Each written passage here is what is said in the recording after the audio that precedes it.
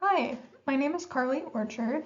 This is my presentation on seed oils. What are they and should they be avoided? These are the learning objectives. Upon completion of the module, learners will demonstrate their understanding of the research surrounding seed oils by identifying health benefits of their consumption and uses in cooking. Learners will be able to conduct a nutrient analysis of recipes using seed oils and explain their role in a balanced diet. And learners will be able to teach others about the cooking uses and health benefits of seed oils.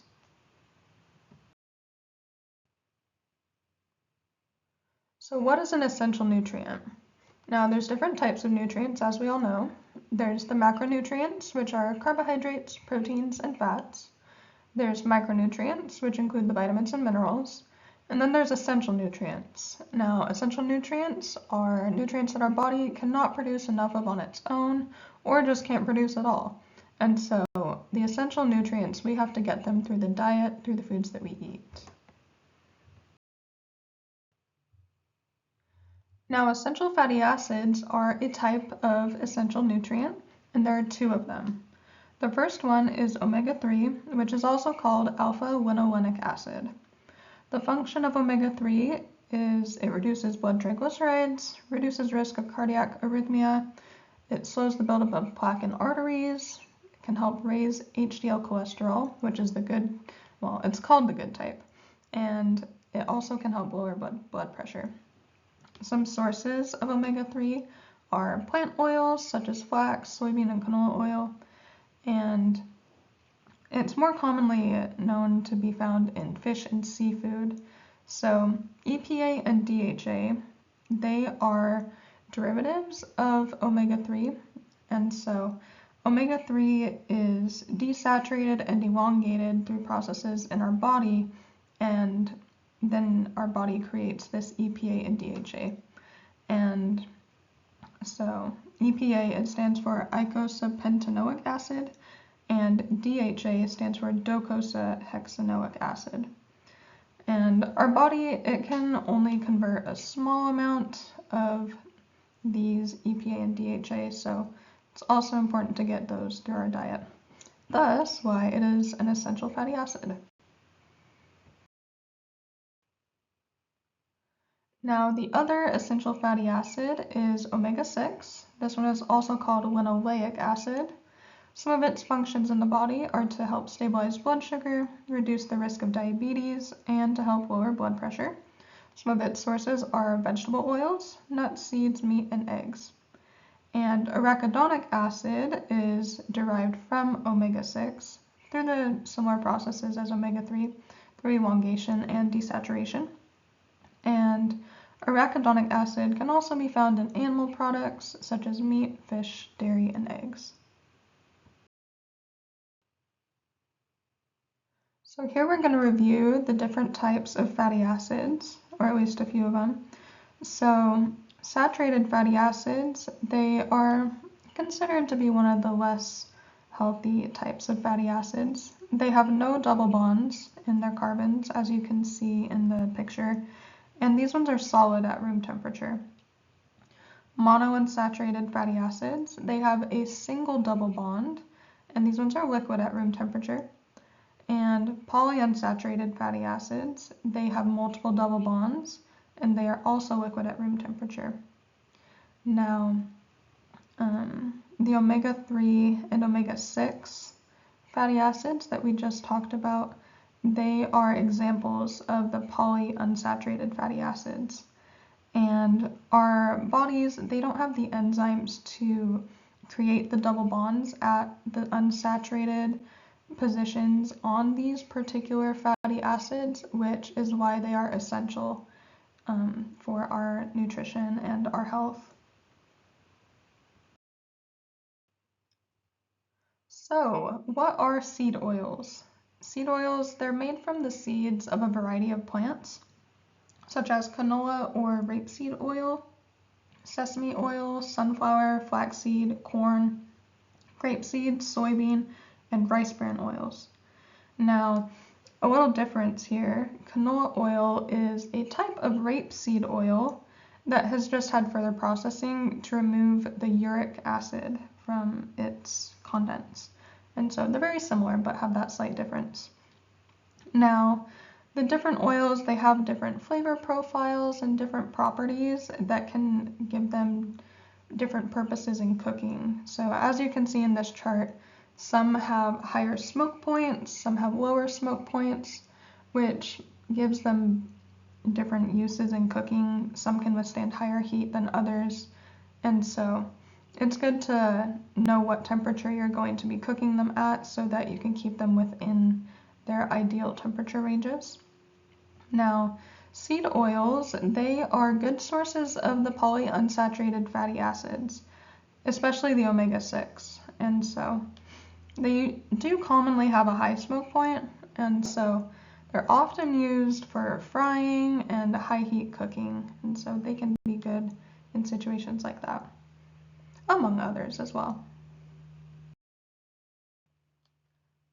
So what is it that's bad about seed oils? Well, according to my research, let's review some of the common beliefs that people have about seed oils. So this is the first one. Some people believe that seed oils are high in omega-6 fatty acids, which cause inflammation by creating arachidonic acid. So the main concern here is the arachidonic acid coming from the omega-6 fatty acids and the inflammation being caused by that. So there have been a number of studies done that prove that the tissue levels of arachidonic acid don't really change depending on the intake of the linoleic acid, also known as omega-6. So there's a 2017 meta-analysis that included 30 randomized controlled trials, and it involved over 1,000 people, and they didn't find any connection between a diet high in linoleic acid and the markers of inflammation. So the high consumption of it didn't really have any change. And then there's a 2019 review. That one was over 30 studies as well. And those ones were from 13 countries too. So not just the United States or necessarily people following what they call a Western diet. But from a number of studies, they found that high levels of the linoleic acid were actually associated with reduced risk of cardiovascular events. And then a 2020 systematic review of prospective cohort studies, it assessed linoleic acid intake through dietary surveys or biomarker testing, and it found higher intake was associated with modestly lower risk of mortality from all causes, which included cardiovascular and cancer causes. So, given all that research, there isn't really a connection between the high intake of the omega-6 fatty acids and their inflammatory markers coming from that arachidonic acid. And so high linoleic acid is also associated with that reduced risk of cardiovascular disease and lower mortality from all causes. So this belief, it's not really true and not really something that you need to worry about, since those inflammatory markers weren't changing based on a higher intake of the omega-6 fatty acids.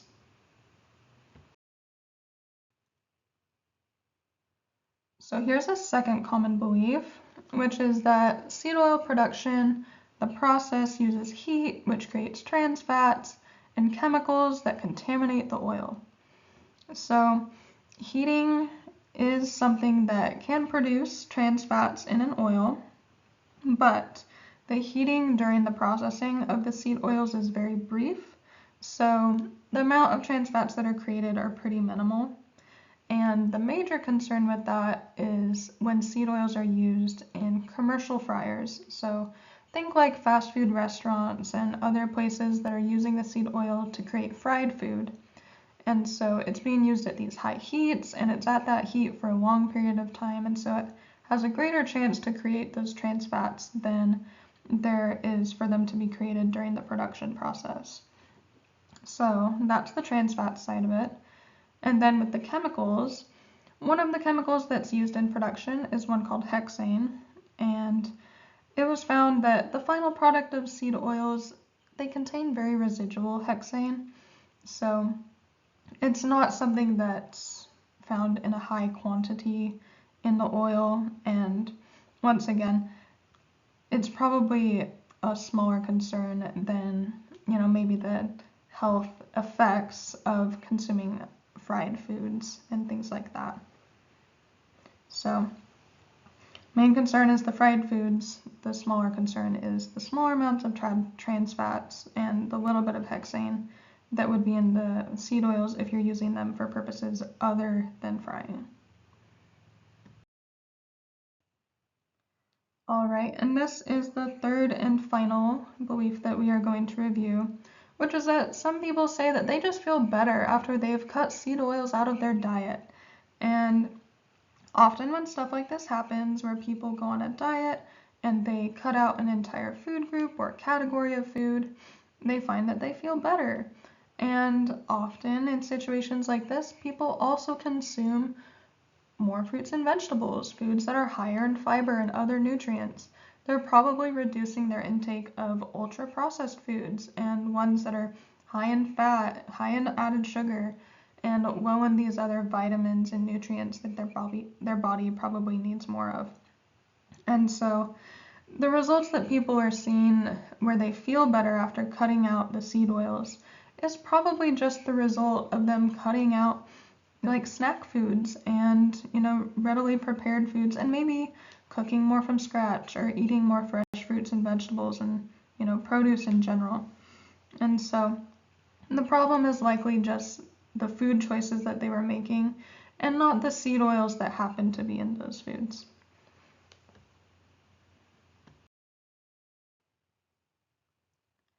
So here we're going to talk a little bit about the health benefits of seed oils.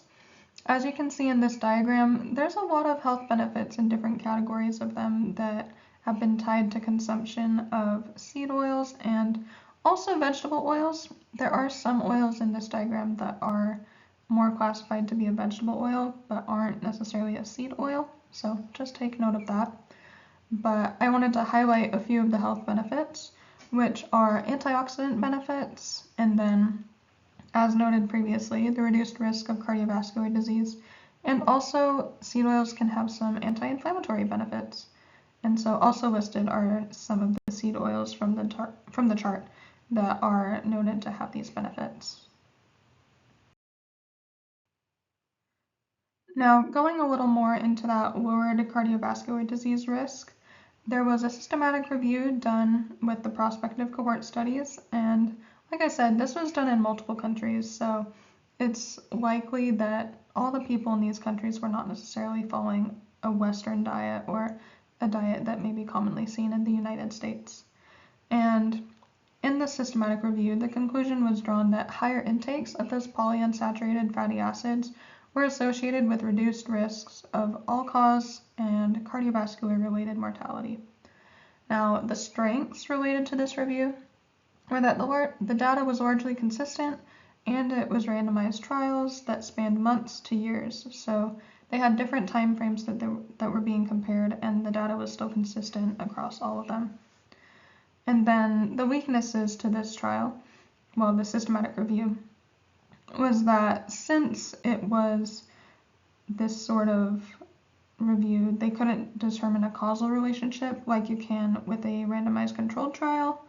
And so they can't say for sure that this causes this, but they have shown that it may be related. And there could have been some measurement errors, and sometimes it can be hard to compare data when you're looking at lots of reviews that may have differences, but I do think that in this case, the strengths outweigh those weaknesses, and despite not officially being able to determine a causal relationship, the data looks pretty strong that there are some good health benefits in the cardiovascular category that can be related to the consumption of polyunsaturated fatty acids, which are good sources of those omega-3 and omega-6 essential nutrients that are commonly found in seed oils. So So the question is, should people be avoiding seed oils, and should they be avoiding them to the extent that Neo dodges these bullets in the Matrix?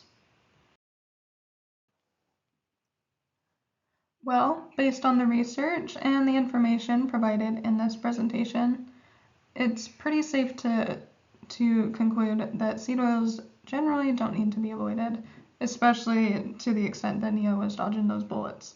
And so some of the benefits of seed oils is that they're a very accessible source of essential fatty acids.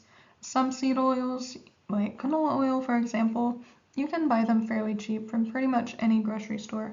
So given that they're a good source of essential fatty acids, that's a really easy way for a lot of people to have access to those nutrients.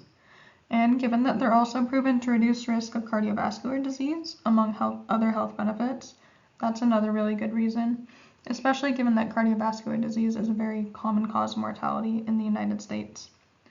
And there's also other effective ways to improve health other than avoiding seed oils. And some of these ways could be increasing your fiber intake through meeting your fruit and vegetable recommendations and getting enough servings of those every day. It could include drinking enough water and staying hydrated, as well as getting enough physical activity. And so smaller lifestyle changes like these and making them over time in ways that are sustainable will probably have a greater impact on a person's health than just avoiding seed oils. And so I will say one thing to keep in mind is that seed oils, being that they are a fat, do have a high caloric content, more so than some other macronutrients. And so when you're using them, just keep in mind the portions that you're using and the amounts so that you're not increasing the caloric content of a meal unnecessarily. Sometimes a little bit can go a long way. So now we're just going to review the assignment activities for this learning module. So for the first one, you're going to read this article and choose 3 different seed oils. And just note that some of the oils in this article are vegetable oils, not necessarily a seed oil. So just focus on the seed oils for this one. And provide an overview of the health benefits for each of those 3 oils. And then, as well as discussing the health benefits, include a description of how they can be used in cooking. You know, some oils have different flavor profiles or smoke points, so what sets the oils that you choose apart from other oils? Do they have unique properties or popular uses? So just provide a description of those. And for the second activity, find a recipe that you have cooked before or one that you've been wanting to make that uses at least 1 seed oil as part of its ingredients. This recipe, it should help showcase the nutritional benefits of seed oils, so don't choose a recipe where they're used to deep fry food, so no fried chicken or things like that. And to add extra nutritional benefits, also choose a recipe where a serving size provides at least 3 to 4 grams of fiber. And to help calculate that, you can use a nutrient analysis website or software. And I've used Chronometer in the past. With Chronometer, you can make an account for free and you can add each ingredient and adjust the portion sizes.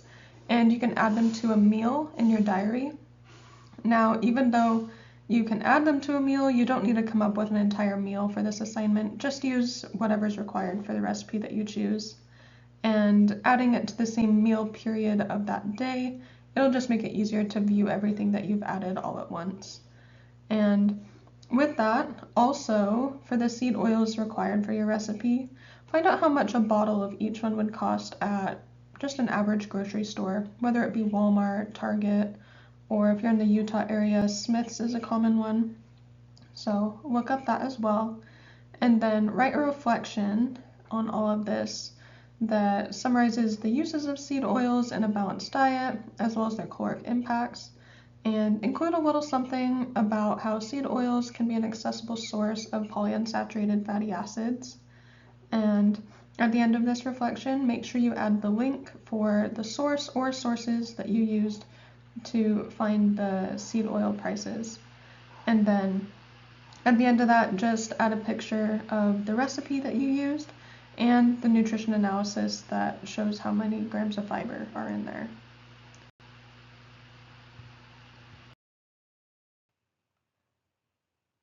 All right, and for the final assignment activity, since seed oils are a bit of a controversial topic in nutrition right now, I'd like for you to discuss them with two different individuals. They could be a friend, family member, a coworker, but they need to be somebody who does not have a background in nutrition already. So with these people, you're just going to kind of find out what they know about seed oils already. See if they have any current perspectives on them or any thoughts and opinions already. And then ideally, you'll also have a bit of an opportunity to share some of the knowledge that you've gained from this learning module with them. And maybe it will align with the perspectives that they already have, and maybe it won't. And so you'll just have to find out. And so ask them these questions. Ask if they know what seed oils are, if they've ever cooked with them, and then their thoughts on seed oils and cooking. And then you can also ask any other questions that you feel might be relevant or beneficial. And so after you've done that, write up a little summary for each of them, and then just talk about how their perspectives may have aligned with information taught with this module or not, and whether you were able to teach them anything new. And those are the 3 activities. So I hope you enjoyed this learning module and this presentation. And I hope you learned something new and that it's been beneficial. So yeah, good luck, and I hope you enjoyed.